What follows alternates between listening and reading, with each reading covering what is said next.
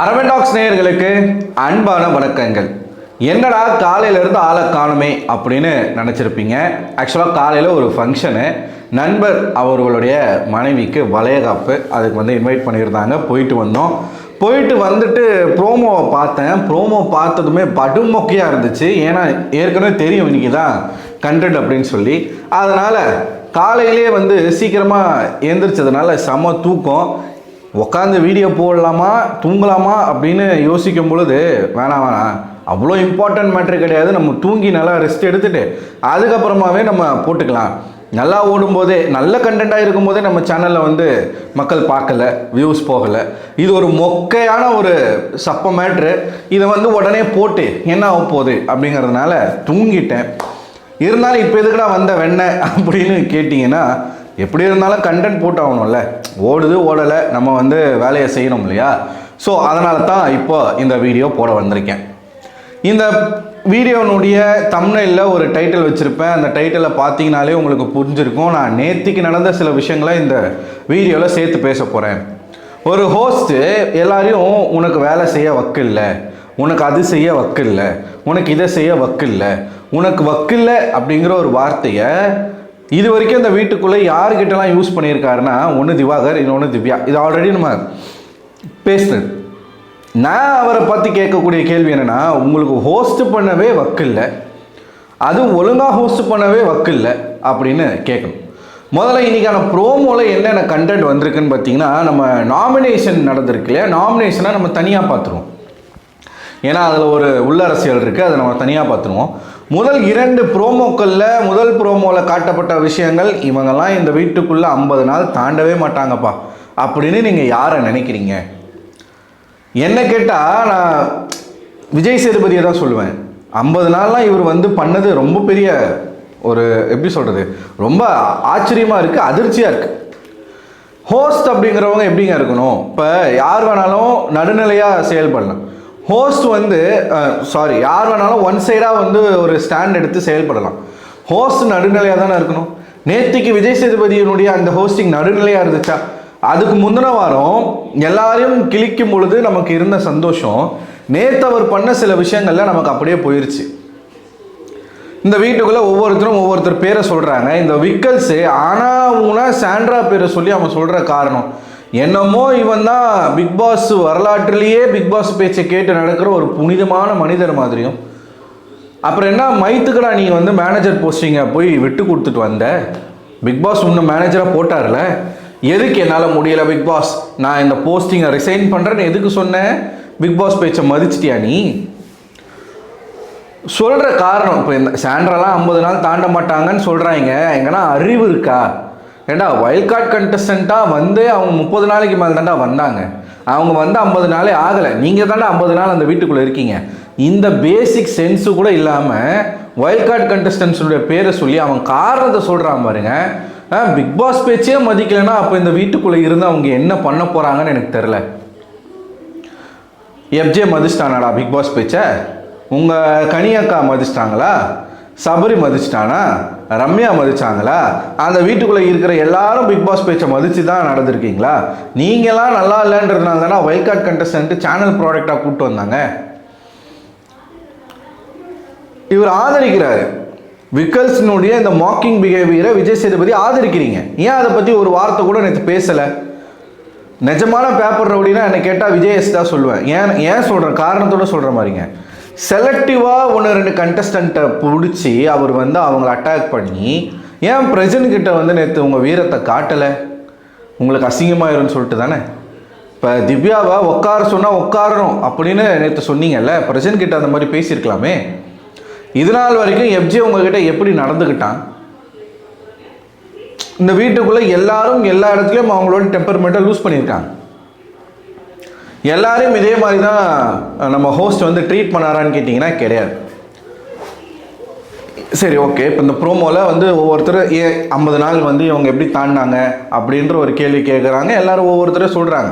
2வது ப்ரோமோவில் நடக்கிற விஷயம் என்ன அப்படின்னு பார்த்தீங்கன்னா, நாமினேஷனை டிஸ்கஸ் பண்ணிகிட்டு இருக்கீங்க. எனக்கு அதில் கூட நாமினேஷனை டிஸ்கஸ் பண்ணக்கூடாது அப்படிங்கிற சொல்யூஷனே இல்லையே. கேட்குறாருங்க, ஒரு விஷயத்தை கேட்குறாரு, கேட்டுட்டு அப்படியே விட்டுறாரு. யாரெல்லாம் நாமினேட் டிஸ்கஸ் பண்ணுவாங்கன்னு நினைக்கிறீங்க? ஓகே இவங்க நாமினேட் வந்து டிஸ்கஸ் பண்ணி போட்டிருப்பாங்க நான் நினைக்கிறேன் அப்படின்னு சொல்லிட்டு அவங்க சொல்கிறாங்க. அப்புறம் சொல்யூஷன் என்ன? டிஸ்கஸ் பண்ணலாமா பண்ணக்கூடாதா? சொல்லவே இல்லையே. நேத்திக்கும் பாருங்க, சண்டை போடுங்க, நாகரிகமாக சண்டை போடுங்க, வார்த்தைகளை விடாதீங்க. சண்டை போடணுமா போடக்கூடாதா அதை சொல்லலை. சண்டை போடுங்க, வார்த்தையை விடாதீங்க. வார்த்தையை விடாமல் எவன் சண்டை போட முடியும்? யாருனால சண்டை போட முடியும்?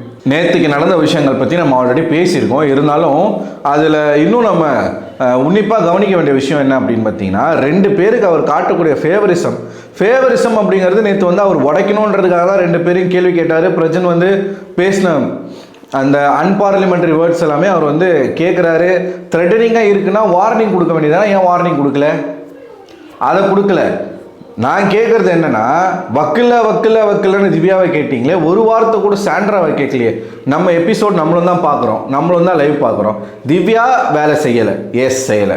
திவ்யா ஜெயிலுக்கு போகலை, எஸ் போகலை. ஆனால் அந்த வீட்டுக்குள்ளே இல்லாத வார்த்தைகளை பேசி ஒவ்வொருத்தர்கிட்டையும் போய் சண்டையை போட்டு பாடி ஷேமிங். இப்போ விக்கல்ஸ் வந்து கீழேயும் இப்படி இருக்குது அப்படின்னு ஒரு வார்த்தையெல்லாம் பேசினது திவ்யாவா சாண்ட்ராவா? பிக் பாஸ்னுடைய கண்ணை மூட சொல்லுங்க அப்படின்னு அவங்க சொன்னது வந்து திவ்யாவா சாண்ட்ராவா? வேலை செய்யாதது திவ்யா, ஜெயிலுக்கு போகாமல் இருந்தது திவ்யா. அதுக்காக நீங்கள் திட்டுறீங்க. ஓகே, வார்த்தைகளை விட்ட சாண்ட்ராவை நீங்கள் என்ன சொன்னீங்க? சாண்ட்ரானா பச்சை புள்ளையா? திவ்யா வந்து சாண்ட்ராவுடைய ஆட்டத்தை கெடுத்துட்டாங்களா? அப்படியே எப்படி நீங்கள் ஒரு சீனை நரேட்டிவ் பண்ணி நீங்கள் மொத்த பழியும் தூக்கி திவ்யா மேலே போட்டு, அது என்னென்னலாம் சொன்னார் பாருங்க. உங்கள் கூடவே இருந்து உங்களுக்காகவே இருந்த ஒருத்தவங்களுடைய பேரையே நீங்கள் கெடுத்துட்டீங்க அப்படின்ற. என்னங்க இது? என்ன இது? சரி, சாண்ட்ரா வந்து திவ்யா தான் ஜெயிலுக்கு போகல, நம்ம வந்து பிக் பாஸ் பேச்சை மதிச்சு போக வேண்டியதானே. எதுக்கு திவ்யா கூட உட்காந்துட்டு இருந்தாங்க? முதல்ல எதுக்கு விக்கல்ஸை நீங்கள் வந்து மேற்பார்வையாளராக போட்டீங்க? அந்த 3 பேருக்குள்ளே நடக்கக்கூடிய அந்த ஒரு கான்ஃப்ளிக்டை தூண்டி விடணுன்றதுக்காகத்தானே. ஏங்க, ஒரு கண்டஸ்டன்ட் வந்து சண்டையும் போடணுமா, ஆனால் அந்த சண்டை நாகரிகமாக இருக்கணும். நீங்கள் டிசைன் பண்ணுவீங்களா எப்படி சண்டை போடணும்னு சொல்லி? என்ன மாதிரியான வார்த்தைகளை பயன்படுத்தணும் நீங்கள் டிசைன் பண்ணுவீங்களா? ஹோஸ்ட்னா நீங்கள் நடுநிலையாக பேசுகிறீங்கன்னா சண்டையே போடாதீங்கன்னு சொல்லணும். பால் ஊற்றுறத அவ்வளோ இதுவாக பேசுகிறீங்க. பாலை ஏன்டா கொடுக்கலன்னு ஒரு வார்த்தை கேட்கலையே. கேட்டிருந்தா, பால் அவன் கொடுத்துருந்தா இந்த வாரம் உங்களுக்கு கண்டென்ட் இல்லை. கண்டென்ட்டுக்காக தானே சார் நீங்களும் வெயிட் பண்ணுறீங்க. கண்டென்ட் வரணும், சண்டை வரணும், அங்கே ஒரு பிரச்சனை வரணும், அந்த பிரச்சனையை வச்சு நம்ம வந்து பேசணும் அப்படிங்கிறது தானே சார் நம்மளுடைய, அதானே சார் சேனலுக்கு டிஆர்பி. நீங்கள் டிஆர்பி பண்ணுறதுக்கு வாரம் ஒருத்தரை வந்து நீங்கள் டவுன் பண்ணி பேசிட்டு போகிறீங்க அப்படின்னா, நான் டவுன் பண்ணி பேசுனது தப்பா அப்படின்னு கேட்டிங்கன்னா நான் அதை தப்புன்னு சொல்லலை. ஒருத்தரை மட்டுமே நீங்கள் வந்து காரணம் காட்டி இந்த வாரம் முழுக்க நடந்த பிரச்சனைகளில் சாம்பார் ஸ்குவாட்னுடைய ஹெட்டாக இவங்க இருக்காங்க, சாண்ட்ரா இருக்காங்க. அந்த டீமுக்கு அது எல்லாமே கேட்கவே இல்லை பாருங்களேன். சாம்பார் ஸ்குவாட் டீம் வந்து அவங்க பண்ண பர்ஃபார்மன்ஸ்க்கான ஊதியத்தை ஏன் அவங்க கொடுக்கல? ஏங்க கியூசி டாஸ்கில் உங்ககிட்ட வந்து அவங்க எப்படி நடந்துக்கிறாங்கன்றதை பொறுத்து கூட நீங்கள் பாட்டில் வந்து அப்ரூவ் பண்ணலாம், ரிஜெக்ட் பண்ணலாம். பிக் பாஸ் கொடுத்த டாஸ்க்கு அவங்க பண்ணதுக்கு நியாயமாக நீங்கள் ஏன் நடந்துக்கல, எதுக்காக இந்த மாதிரி நீங்கள் பண்ணீங்கன்னு பார்வதியை கேள்வியை ஏன் நேத்திக்கு வந்து விக்கல்ஸ் விக்ரம் கிட்டையும் ரம்யா கிட்டையும் ஒரு கேட்கல? ஏங்க, சாம்பார் ஸ்குவாட் அவங்க வந்து நல்லா தானே பர்ஃபார்ம் பண்ணியிருக்காங்க. 2வது நாள், சரி முதல் நாள் பர்ஃபார்ம் பண்ணல, 2வது நாள் நல்லா தானே பர்ஃபார்ம் பண்ணாங்க, 3வது நாள் நல்லா தானே பர்ஃபார்ம் பண்ணாங்க. எதுக்காக அவங்களுக்கு ஒரு காயின் கொடுத்தீங்க? ஏன் நீங்கள் நேர்மையாக நடந்துக்கல, நியாயமான ஒரு மதிப்பெண் ஏன் அவங்களுக்கு கொடுக்கலன்னு 2 பேரையும் ஒரு கேட்டாரா? அதுக்கு என்ன சொல்லுவாங்கன்னா, அது அவங்க கேம் அப்படின்னு சொல்லுவாங்க. அது அவங்க கேம்னா இதுவும் இவங்க கேம் தானே. எந்த கேமை பாராட்டணும், எந்த கேமை வந்து நம்ம போட்டு அடிக்கணுன்றதை நீங்கள் டிசைட் பண்ணுவீங்களா? அப்போ அந்த வீட்டுக்குள்ளே சும்மாவும் இருக்கக்கூடாது. சும்மா இருந்தால் சாம்பார், சும்மா இருந்தால் சேஃப் கேமரு, விளையாண்டா வந்து சண்டை போடக்கூடாது, சண்டை போட்டால் வார்த்தையை விடக்கூடாது, வார்த்தையை விட்டால் நீங்கள் வந்து ஒருத்தரத்துக்கு இவங்க தான் இவங்களுடைய வீழ்ச்சிக்கு காரணம். இது என்ன மாதிரியான நரேட்டிவ்? சேனல் என்ன ட்ரை பண்ணுறாங்க அப்படிங்கிறது நமக்கு நல்லாவே தெரியுது. சாண்ட்ரா பிரச்சனை வந்து நீங்கள் முன்னோக்கி கொண்டு போகணும்னு நினைக்கிறீங்க. இப்போ கடுமையான அடி அவங்களுக்கு விழுந்த மாதிரி ஒரு பின்பத்தை ஏற்படுத்தி அடுத்த வாரம் ஃபுல்லாக அனுதாப ஓட்டு. இதில் வந்து ஏமாளி யாருன்னா என்ன கேட்டால் விக்டிம் வந்து திவ்யாவை தான் நான் சொல்லுவேன். மாத்திரை போடல தப்பு, ஜெயிலுக்கு போகலை தப்பு, பிக் பாஸ் சொன்ன பிறகும் ஜெயிலுக்கு போகலை தப்பு. நம்ம கேட்குறோம் நியாயம்தான். அதே நியாயத்தை சாண்ட்ரா பக்கம் ஏன் காட்டலை? ஓரவஞ்சனையாக இருக்குது, ஒருதலை பட்சமாக இருக்குதுன்னு இப்போது நீங்கள் வந்து ஒரு பக்கம் இதையும் நான் நோட் பண்ணேன். பார்வதி வந்து நீங்கள் பேசிகிட்டு இருக்கும்போது ஏதாச்சும் ரியாக்ஷன் பண்ணால் நீங்கள் நிறுத்தி பார்வதியை போட்டு அடிக்கிறீங்க. ஆனால் இது வரைக்கும் எஃப்ஜே பண்ண எந்த ஒரு இடத்துல நேற்று அந்த பால் மேட்ரு இவர் வந்து அதாவது எஃப்ஜேவுடைய ஃபேமிலியில் வந்து அப்பா அம்மாக்கெல்லாம் பால் ஊற்றிடுவேன் அதை வந்து இவர் எக்ஸ்போஸ் பண்ணும்போது சொல்லும் பொழுது அவன் உட்காந்து துள்ளிக்கிட்டு இருக்கான். என்னமோ இது நேற்று எப்படி தெரியுமாங்க ஒரு சீனை கிரியேட் பண்ணாங்க. எஃப்ஜே வந்து பயங்கர ஆவேசமாயிட்டான். இந்த கூட இந்த அன்பு கேங்கெல்லாம் பயங்கர ஆவேசமாயிட்டான். யாராச்சும் அவனை சபரி வந்து அவர் தொட்டையை பிடிச்சி அமைக்கிட்டு இருக்கார். உட்காருன்னு விக்கல்ஸ் வந்து ஐயோ கோவப்பட்டானே, என்ன நடக்க போகுது ஏது நடக்க போகுது தெரியலையே ஐயோ அப்படின்ற மாதிரி ஒரு சீன் அவன் மூஞ்சில் காட்டுறான். அப்போ தான் விஜய் சேதுபதி நோட் பண்ணி என்னாச்சுன்னு கேட்கும்போது பார்வதி சொல்கிறாங்க எஃப்ஜே கொஞ்சம் துள்ளுறாப்புல சார். அவன் துள்ளிட்டு தான் இருந்தான். பார்வதி அதை திட்டுறாரு. எஃப்ஜே ஒன்றுமே கேட்கல. நான் தான் பேசிகிட்டு இருக்கல, நீ எதுக்கு இந்த மாதிரி பண்ணிக்கிட்டு இருக்க உட்காரு அப்படின்னு சொல்லிட்டு எஃப்ஜே ஒரு வார்த்தை கேட்கல. ஏன்னா விட்டா அவர் என்ன ரவுடி? அவர் பிரஜனும் இங்கே ரவுடி கிடையாது, எஃப்ஜேவும் இங்கே ரவுடி கிடையாது. யார் அடித்தாலும் எல்லாருக்கும் வலிக்கும், யார் வெட்டினாலும் கத்தி வெட்டும். அது வந்து வேற. சண்டை போட தான் இவரும் தூண்டி விடுறாரு. இது எதுக்கு அந்த இடத்துல சொல்லணும்? சொல்லிட்டு வந்து சரி ஓகே நீங்கள் பேசின தப்புக்கு வந்து நீங்கள் மன்னிப்பு கேளுங்க அதெல்லாம் அவர் சொல்லலை. எங்கேயாச்சும் பிரச்சனை சாரி கேளுங்க அப்படின்னு சொன்னாரா? சொல்லலை. இது வரைக்கும் எத்தனை பேர்கிட்ட நடந்த பிரச்சனைகள்லாம் மன்னிப்பு கேளுங்கன்னு சொல்லியிருக்காரு. ஆனால் பிரச்சனை கிட்ட ஏன் சாரி கேட்க சொல்ல?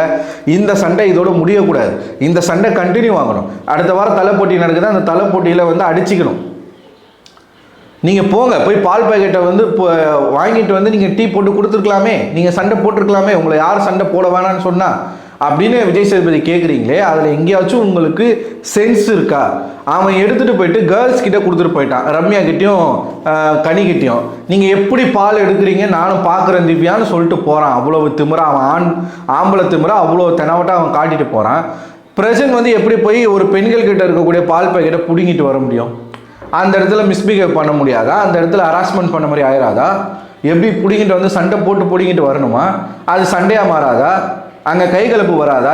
எதை சார் நீங்கள் ப்ரீச் பண்ணுறீங்க? எங்களுக்கு அதுதான் புரியலை. நீங்கள் சண்டை போடுங்க, வார்த்தைகளை விடாதீங்க அப்படின்றீங்க. வார்த்தைகள் விடாமல் எப்படி சண்டை வரும் அந்த இடத்துல? வீட்டுக்குள்ளே வெளியில் நம்ம பேசுறது ஓகே, வீட்டுக்குள்ளே எப்படி இருந்தாலும் வார்த்தைகள் வந்துடும். வார்த்தைகள் வரலன்னா கை வச்சிருவாங்க. ஒரு பக்கம் பார்வதியை வந்து பார்வதி நாகப்பாம்பு தான். பார்வதி எனக்கு என்னன்னா திவ்யாவை கேட்குறீங்க, பார்வதியை கேட்குறீங்க, அன்புகேங்கில் இருக்கிற ஒருத்தரை கேட்கலையே சார். அவ்வளோ கட் பண்ணுறீங்க. நேற்று எபிசோடில் விக்கல்ஸ் ரொம்ப நல்லவரோ? கனி அவர்கள் நேற்று ரம்யாவை தூண்டி விட்டு போய் பேச சொன்னாங்களே, அதெல்லாம் கேட்கவே இல்லையே. எஃப்ஜே வந்து சொல்கிறான் ரம்யா உன்னைத்தான் சொல்கிறாங்கன்னு சொல்கிறான், உன் பேரை சொல்லலை, ஆனால் இன்டைரக்டாக சொன்னாங்க அப்படின்னு சொன்ன உடனே கனி உன் பேரை சொல்லலையா, அப்போ நீ போகாத அப்படின்றாங்க. அப்போ இதெல்லாம் கேட்கணும்ல. நாமினேஷன் டிஸ்கஸ் பண்ணுறது கூட இவர் எப்படி கேட்குறாருன்னா அது வந்து தப்பு, அதை வந்து நீங்கள் பண்ணக்கூடாதுன்னு சொல்லலை. யாரெல்லாம் நாமினேட் பண்ணி யாரெல்லாம் வந்து நான் ஓட் பண்ணியிருப்பாங்க நீங்கள் நினைக்கிறீங்க அப்படின்னும் போது ஒவ்வொருத்தரும் ஒவ்வொருத்தரோட பேரை சொல்கிறாங்க. நாமினேஷன் இந்த வீட்டுக்குள்ளே டிஸ்கஸ் பண்ணலாமா வேணாமா? எஸ் ஆர் நோ, அந்த கன்க்ளூஷன் நமக்கு கிடைக்குதா இருக்குதா? ஒரு ஹோஸ்டாக நீங்கள் அந்த கன்க்ளூஷன், நான் போன சீசன்லேருந்து பார்த்துட்டே இருக்கேன், ஒரு பிரச்சனை நடக்குதுன்னா அதை இவர் அட்ரஸ் பண்ணுறாருன்னா கன்க்ளூஷன் கொடுக்கவே மாட்டார். நேற்று பேசிட்டு ஓடுறாரு, இவர் பிரஜன் கிட்ட பேசிட்டு ஓடுறாரு. பிரஜனுக்கு வந்து அதே கன்ஃபியூஷன் தான் எங்களுக்கும் வருது, முக்கியமாக எனக்கு வருது. இப்போ என்ன சொல்கிறாரு? ஒரு சண்டை போடுன்றாரா வேணான்றாரா? சண்டை போடும்போது எங்கேருந்து நாகரிகமாக பேசுவாங்க? இப்போ நாளைக்கு வந்து நாகரிகமாக பேசுகிறோம், சண்டை உண்மையுமே இப்போ இவர் என்ன சொன்னார்? பால் பாக்கெட்டை வாங்கிட்டு வந்து நீங்கள் போட்டு கொடுத்துருக்கலாம் அப்படின்னு சொல்கிறாரு இல்லையா? பிரசிடன்ட் போயிட்டு அதே மாதிரி நாளை பின்ன எதனா வேணும்னு சொல்லிட்டு அவர் முந்திக்கிட்டு போய் எடுத்துகிட்டு வராருன்னா அது எப்படி இருக்குங்க? அப்போ மொத்த பேரும் அவங்க சேருவானுங்களே, மொத்த ஆண்களும். சரி ஓகேங்க, இது கூட விட்டுருங்க. அந்த பால் மேட்ரை வந்து நீங்கள் இவங்களை கேட்டிங்களா? சாண்ட்ராவும் அதே வார்த்தையை தான் பயன்படுத்துனாங்க. பால் ஊற்றுவாங்க, சனிக்கிழமை ஊற்றுவாங்கன்னு சாண்ட்ராவும் தான் சொன்னாங்க. ஆனால் நேற்று என்ன சொல்கிறாங்க? எனக்கு கேட்கவே இல்லைன்றாங்க. ஆனால் அந்த சாண்ட்ரா விட்டீங்க. ஏன் சாண்ட்ராவுக்கு குறும்படம் போடலை? ப்ரைஸ் பண்ணும்போது ஒரு குறும்படம் போட்டிங்கல்ல. சாண்ட்ரா இப்போ சபரி வந்து பார்வதி அடித்ததுக்கான ஒரு குறும்படம் போட்டிங்கல்ல, காலை மிதித்ததுக்கான குறும்படம் போட்டிங்கல்ல. சாண்ட்ரா உன்னுடைய தொடர்ச்சியான பொய்களுக்கு ஏன் குறும்படம் போட்டு சாண்ட்ராவை எக்ஸ்போஸ் பண்ணலை? சாண்ட்ரா பார்வதியுடைய கழுத்தில் மிதிக்க சொல்லி சபரி கிட்ட சொன்னதை ஏன் சொல்லலை? ஏன் கேட்கல? அவங்களும் சேர்ந்து தான் பால் ஊற்ற சொல்லியிருக்காங்க, அவங்களுக்கு எல்லாமே தெரியும், அவருக்கு பின்னாடி தான் அவங்க பேசிகிட்டு இருக்காங்க. அது ஏன் வந்து விஜய் சேதுபதி கேட்கல? சேச்சிக்கு ஏங்க அவ்வளோ, இப்போ சேச்சி இல்லை சீச்சின்னுக்கிட்டு இருக்காங்க எல்லாம், இப்போ அப்படி தான் அவங்கள பேசிக்கிட்டு இருக்காங்க. இவர் திவ்யாவை வந்து அடிக்கிறேன்ற பேரில் திவ்யாவை வளர்த்து விட்டார், மொத்தமாக சேச்சியும் பிரஜனையும் முடிச்சு விட்டார். பிரஜனைக்கு இது ஒரு வளர்ச்சி தான். ஏன்னா இது வரைக்கும் எந்த சீசன்லையும் யாருமே ஹோஸ்ட்டை நோக்கி கேள்விகள் கேட்டதே கிடையாது. இது புதுசாக இருக்குது இல்லையா? ஸோ புதுசாக இருக்கும் பொழுது மக்களுக்கு அது பிடிச்சிருக்கு, பரவாயில்லையே. இப்போ பேப்பர் ரவுடின்னு அவர் சொல்கிறாங்க, ஆனால் அந்த மனுஷனுக்கு நிஜமாவே கட்ஸ் இருக்குது, கேட்குறாரு எல்லாருக்கிட்டையும் வந்து கேட்குறாரு. எல்லாருமே அப்படி கேட்குறாங்க. ஆனால் ஹோஸ்ட்டுக்கிட்ட யாரும் இந்த மாதிரி பேசுனது கிடையாது. இது மரியாதை இல்லை அப்படிங்கிறத தாண்டி ஹோஸ்ட்டுக்கு மரியாதை கொடுக்கணும் அப்படிங்கிறது ஓகே, நம்ம அக்செப்ட் பண்ணிக்கலாம். ஹோஸ்ட்டு மரியாதையாக நடந்துக்கணும்ல. அவர் வந்து எல்லாரையும் ஒரே தராசில் வச்சு பார்க்கணும்ல. நியாயமாக சொல்லுங்கள், திவ்யா பண்ணதை விட சாண்ட்ரா வந்து கம்மியாக பண்ணாங்களா? பேசின பேச்சு எல்லாமே, சாண்ட்ரா பேசின பேச்சுகள் எல்லாமே அவ்வளோ பேசியிருக்காங்க. அதை நோக்கி ஒரு கேள்வி கூட கேட்கல. மொத்தமாக நீங்கள் வந்து தலையாட்டி பொம்மை மாதிரி உங்களை யூஸ் பண்ணிட்டாங்க, உங்கள் பேரை கெடுத்துட்டாங்க, உங்களுக்கு ஒன்றுமே தெரியல, நீங்கள் ஒரு அப்பாவி புள்ள, வாயில் விரல் வச்சா கூட கடிக்க தெரியாது, பால் குடிக்கிற குழந்தை, அந்த ரேஞ்சுக்கு வந்து சாண்ட்ராவை நீங்கள் பேசிட்டு போகிறீங்க. இதை மக்கள் பார்த்து நம்புவானா? சும்மா இருப்பானா? அந்த காண்டெல்லாம் உங்கள் மேலே தான் கொட்டிக்கிட்டு இருக்காங்க. இதுக்கு இப்போ நீங்கள் ரெஸ்பான்சிபிலிட்டி எடுத்துப்பீங்களா? இன்றைக்காச்சும் ஒரு கன்க்ளூஷன் கொடுத்துறாரான்னு பார்த்தீங்கன்னா இல்லை. நேற்று பிரஜனுடைய பிரச்சனையை பாதிலே விட்டுட்டு போனார், இன்றைக்கி அதை பற்றி பேசவே இல்லை. ஸோ இந்த 2 ப்ரோமோ பொறுத்த வரைக்கும் நமக்கு வந்து ஒன்றுமே சொல்கிறதுக்கு இல்லைங்க. அதனால் வந்து நேற்று நடந்த சம்பவங்களை மறுபடியும் நம்ம அட்ரஸ் பண்ண வேண்டிய ஒரு சூழ்நிலை. வேறு என்ன பேசுறது? நீங்கள் என்ன நினைக்கிறீங்க? நேற்றுக்கு எபிசோடில் விஜய் சேதுபதி வந்து ஹானஸ்ட்டாக நடந்துக்கிட்டாரா? ஃபேராக தான் ஹோஸ்ட் பண்ணாரா? உங்களுக்கு அப்படி தோணுதா? உங்களுக்கு அப்படி தோணுச்சுன்னா கமெண்ட் பாக்ஸில் கமெண்ட் பண்ணுங்கள். அடுத்த ஒரு வீடியோவில் உங்களை சந்திக்கிறேன். அதுவரை உங்களிடம் விடைபெறுவது நான் அரவிந்தன்.